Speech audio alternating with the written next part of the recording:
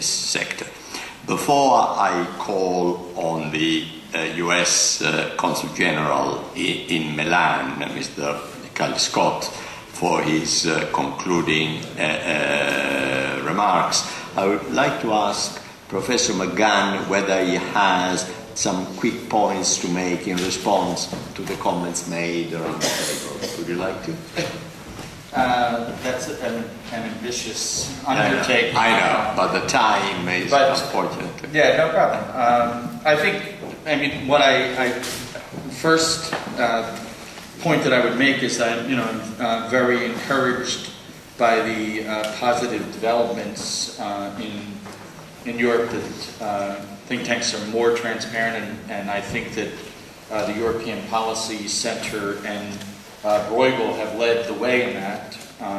They're more, I think, think tanks in Europe more media savvy and tech savvy, and more policy relevant. And I think this discussion, which has taken place in terms of a transatlantic discussion of the similarities and differences, a trans-European discussion, and simultaneously a trans-sector discussion is a very productive one. It is not often that policymakers are on the same is talking about what we do and whether we're, how we're doing it and how we can do it better. IPSI is to be commended for that. I should also, in terms of